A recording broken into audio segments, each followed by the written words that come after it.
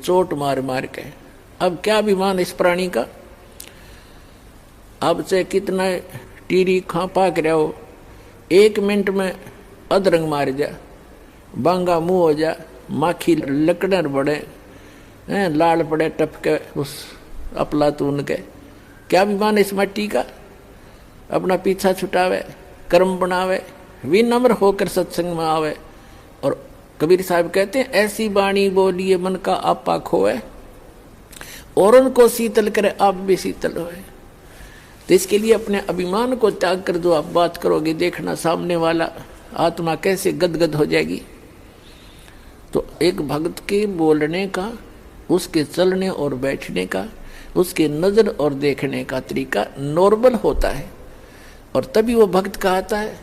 एक वैसे बकवादियों की तरह चल रहा है, बकवादियों की तरह तस्मे लाओ और नो टेढ़ा देखे, वो तो ढेढ़ आदमी है, भक्ति करता है चाहे ना करता है। तो सत्संग के अंदर आकर के सत्संगी कहला करके, भक्त कहला करके, उसमें भगत वाले गुण स्वाभाविक बन जाने चाहिए।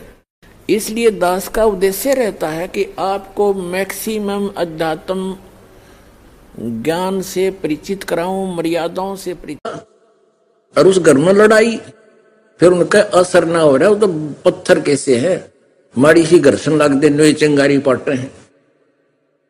पुण्यात्माओं, इसके अंदर हमने परिवर्तन बहुत करना पड़ेगा। हमारे बोलने और बतलाने में, चलने और उठने और बैठने और निगाह दृष्टि में भी साधुता आनी चाहिए। एक तो चटक मटक करके चले, एक सीधा सा जैसे बिल्कुल भक्त संत चला करते हैं।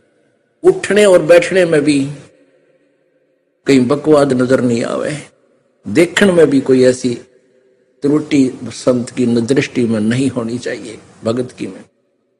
तो हम सत्संगी हैं, अन्यथा हम केवल नाम नाम उपदेश है असर। अब हम आपको ये बताना चाहते हैं कि संतों के सत्संग के बिना ये जीव कभी अधूरा है, और सत्संग सुनने के बाद जो जीवन चेंज होता है, बदलाव आता है हमारे जीवन में, वो एक अनमोल होता है।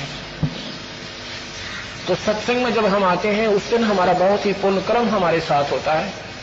नहीं तो इंसान साथ से निकल जाएगा, सत्संग में नहीं आ सकता, क्योंकि उसके माड़े भाग, उसके जो अशुभ संस्कार उसको दबाव दे करके वहां से एकदम बाइकाट कर रहे हैं, साइड से ले जा रहे हैं, बाईपास कर ले जाते हैं। एक समय की बात है, हम एक जगह पंजाब के अंदर सत्संग करने जाते थे, सेकंड संडे को, द्वितीय रविवार को।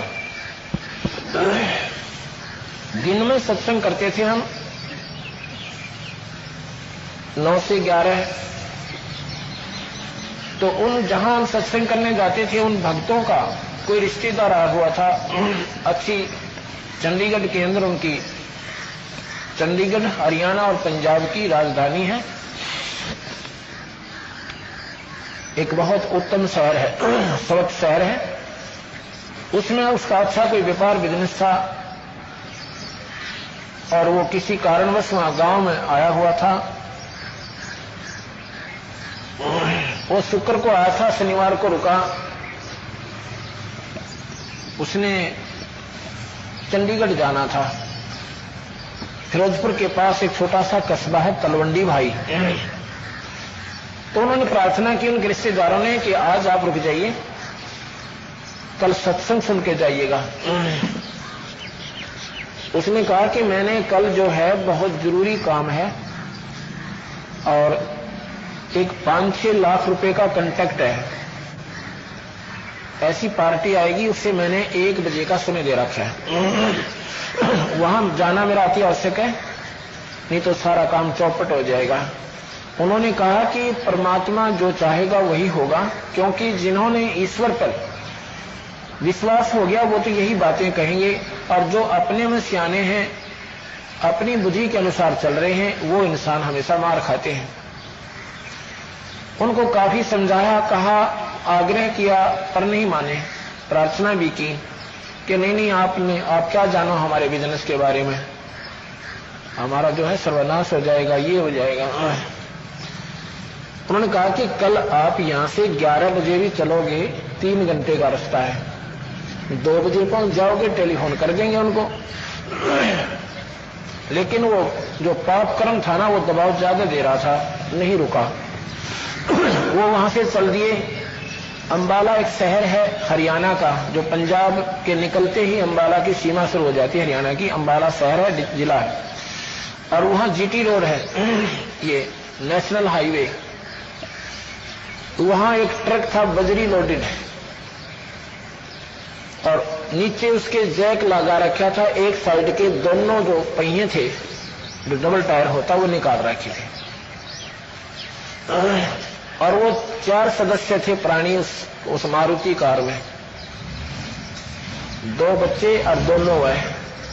वह मारुति कार उस ट्रक के नीचे 80-90 की स्पीड में जा घुसी। वो जैक भी गया, लोडेड ट्रक उस मारुति कार के ऊपर। वहां पर पहचान में भी कोई नहीं आए हुए। अब सिर पर धर ले 5 लाख रुपया ने, और ले जा उसको ठीने सिर पर धर के, जिसके लिए दिन रात नहीं पड़ा। अगर ये बातें आपके हृदय में घर कर जाएंगी, आप परमात्मा को प्रथम रखोगे।